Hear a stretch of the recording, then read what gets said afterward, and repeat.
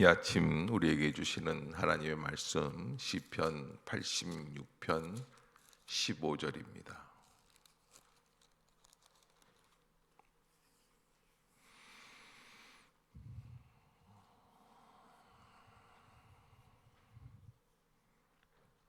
우리 12절부터 15절까지 이렇게 함께 보도록 하겠습니다. 시편 86편 12절부터 15절까지 한 목소리로 보겠습니다. 시작. 주 나의 하나님이여, 내가 전심으로 주를 찬송하고 영원토록 주의 이름에 영광을 돌리오리니, 이는 내게 향하신 주의 인자하심이 크사 내 영혼을 깊은 수월에서 건지셨음이니이다.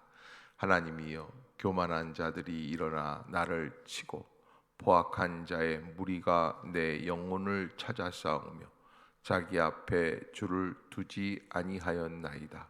그러나 주여, 주는 긍휼히 여기시며 은혜를 베푸시며 노하기를 더디하시며 인자와 진실이 풍성하신 하나님이시오니.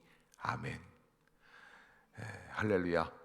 이 아침 죄전을 찾으신 여러분들에게 하나님의 은혜와 평강이 함께 하시기를 축복합니다.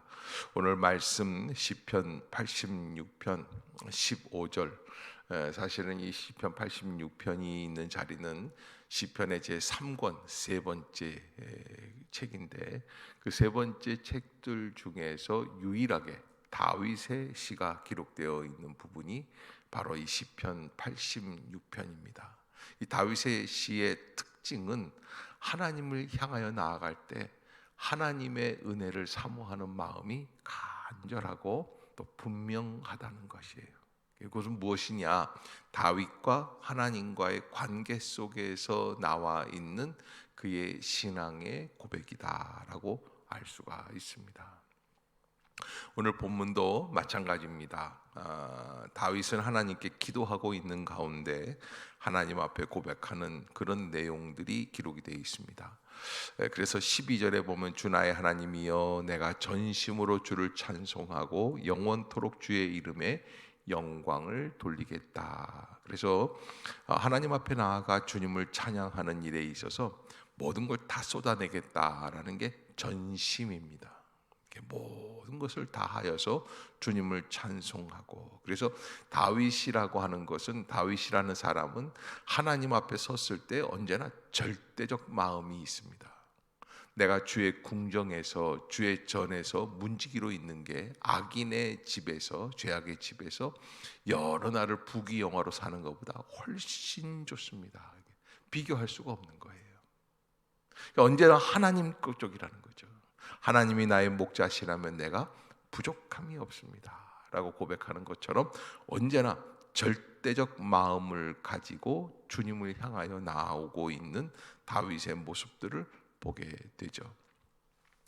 자, 그렇게 말씀드리고 있는 다윗의 마음을 보면서 다윗은 하나님을 어떻게 고백하는가? 이는 내게 향하신 주의 인자하심이 크사 내 영혼을 깊은 수월에서 건지셨음이니이다. 그래서 우리에게 향하여 주신 하나님의 인자하심이 크시다라고 하는 거예요. 자, 하나님의 인자하심이 큰지 어떤지 작은지 어떻게 알겠는가라고 하는 것을 우리가 한번 질문을 해봐야지 되고요. 14절에 보면 하나님이여, 교만한 자들이 일어나 나를 치고 포악한 자의 무리가 내 영혼을 찾아 싸우며 자기 앞에 주를 두지 아니하였나이다. 14절에 아주 강력한 이야기가 하나 있습니다. 그게 무엇이냐면 바로 자기를, 다윗을 공격하고 있는 악한 상대, 그 상대의 특징이 뭡니까? 자기 앞에 주를 두지 아니하였다. 하나님을 잘 모르는 사람들이라는 거예요. 하나님을 아는 사람들끼리라면 내가 뭐 양보하든지 어떻든지 그러면 되는데, 이 사람은 하나님을 알지 못하는 사람이기에 내가 양보할 수가 없다는 거예요. 자기 앞에 주를 두지 아니하였다. 그러니까 이 이 교만한 사람들의 특징이 뭐냐? 하나님은 하나님을 제대로 알지 못하는 거예요. 그러기에 오늘 15절에 결론적인 고백이 나오는 거죠. 그러나 주여 주는 긍휼히 여기시며 은혜를 베푸시며 노하기를 더디하시며 인자와 진실이 풍성하신 하나님이시오니. 그러나 주여 주는 긍휼히 여기시며 은혜를 베푸시며 노하기를 더디하시며. 이런 고백을 드리는 이유는 다윗이 자기의 전 일생을 통해서 지금까지 알아왔던 하나님에 대한 경험적 고백입니다. 선험적이 잘 알고 있는 거예요.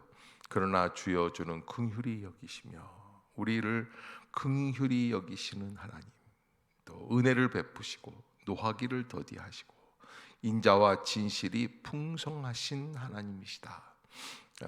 오늘 이제 우리가 이번 주까지 감사의 주제를 가지고 하나님 앞에 고백하고 있는 그런 시기 아닙니까? 그런데 우리가 어떻게 해야 감사를 드릴 수 있는가?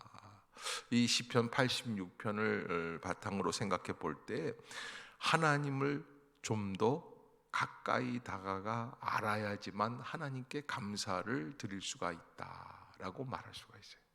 하나님을 알아야지 돼요. 하나님을 모르는 자들은 하나님을 두려워하기만 할 뿐입니다. 하나님을 알아야 하나님의 뜻에 따라 나아갈 수 있는 길이 열리게 되는 것이죠.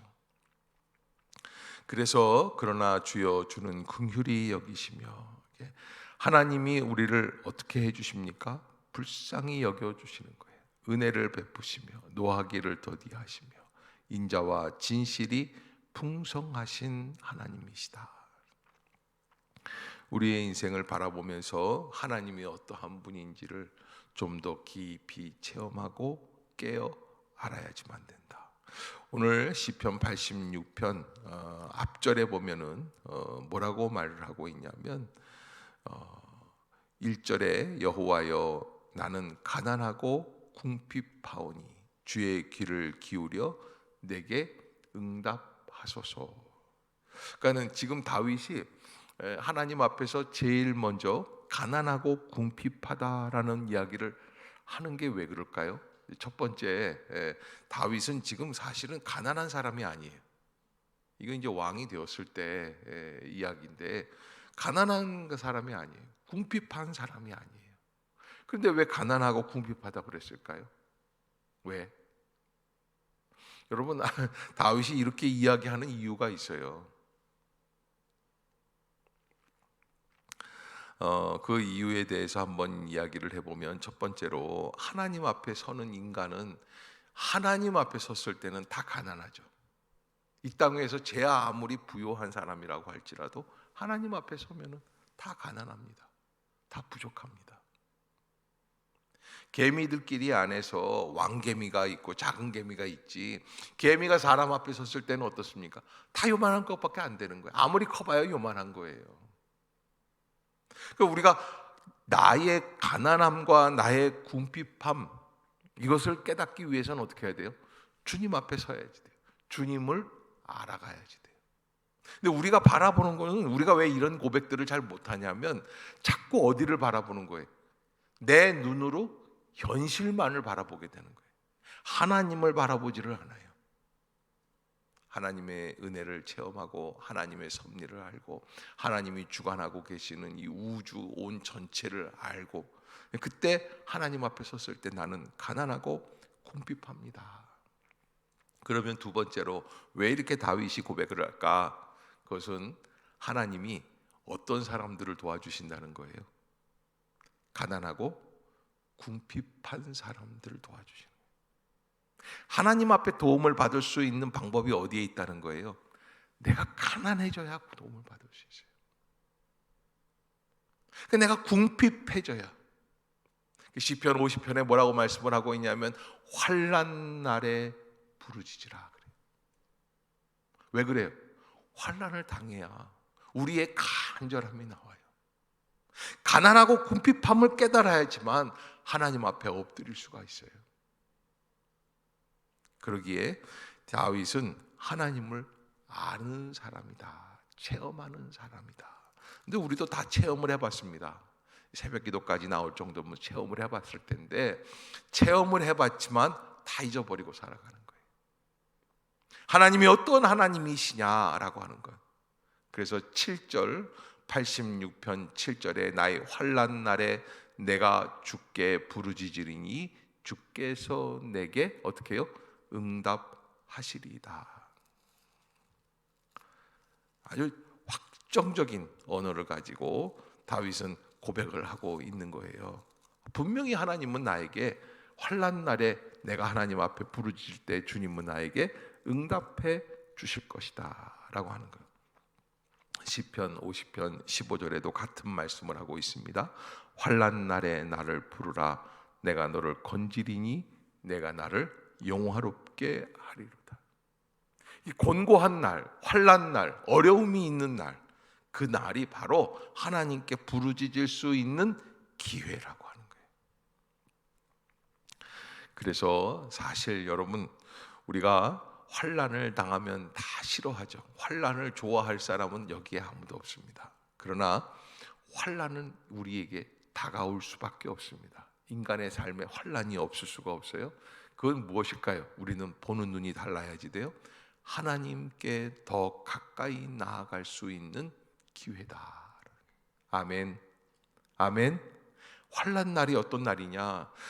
너무너무 지긋지긋하고 싫고 어렵고 피하고 싶고 그렇지가 않고, 우리는 환난 날이 올 때는 어떻게 해야 되느냐? 하나님께 가까이 나아갈 수 있는 시간이다. 환난 날에 내게 부르짖으라 내가 내게 응답하겠고 내가 알지 못하는 크고 비밀한 일을 내게 보이리라. 그래서 다윗은 나의 환난 날에 내가 주께 부르짖으리니 주께서 내게 응답하실 것이라고 하는 분명한 이 확신이 있죠. 믿음이 있습니다. 그래서 오늘 15절에 그러나 주여 주는 긍휼히 여기시며 라고 고백을 한 거예요. 이 말씀은 굉장히 시편 86편 전체를 반전시키는 역사인데, 무슨 이야기냐면 아무리 환경이 어렵고 아무리 사람이 포악한 사람이 나를 죽이려고 해도 그래도 나에게는 탈출구가 하나 있어요. 그게 뭐예요? 주님이에요. 주님을 향하여 나아가는 거예요. 뭐라고 그러는 거예요? 주는 우리를 긍휼히 여기실 거야. 그렇게 하해 주시는 거예요. 은혜를 베푸시고 노하기를 더디하시고 인자와 진실이 풍성하신 하나님이시다. 그것을 알기에 우리가 어떻게 합니까? 주님 앞에 감사드릴 수 있는 거예요. 주님을 알기에, 주님을 찾아 나가기에, 주님의 능력이 넘치기에, 주님, 나는 주님을 의지하고 주님께 나아가기를 원합니다. 그래서 여러분, 우리가 하나님 앞에 나아갈 때 여전히 우리 마음속에 고민이 있어요. 걱정이 있어요. 염려가 있어요. 답답함이 있습니다.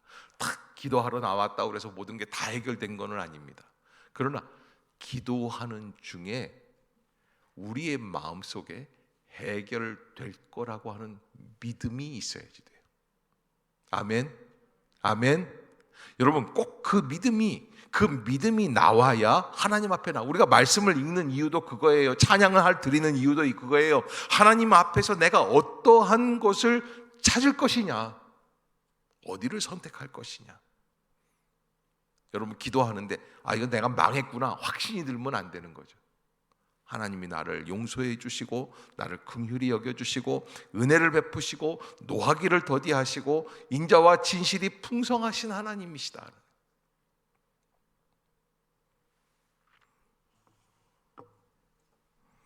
하나님 앞에서 그런 체험, 하나님이 나를 그렇게 해 주실 것이다 라고 하는 그 은혜를 믿고 한 걸음 한 걸음 가까이 나아가는 것이죠. 그래서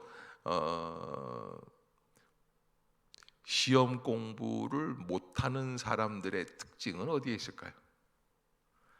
안 되는 쪽을 찾아요. 나 지금 피곤해서 안 되고 어려워서 안 되고 지금 답답해서 안 되고 또 시험 당일날 전날이에요. 전날 너 왜 공부를 안 하냐? 엄마 내일이 시험인데 무슨 공부를 해요? 내일 시험이란 공부가 안 돼. 예? 그러니까 마음이 심란해서 못하겠다라는 거예요.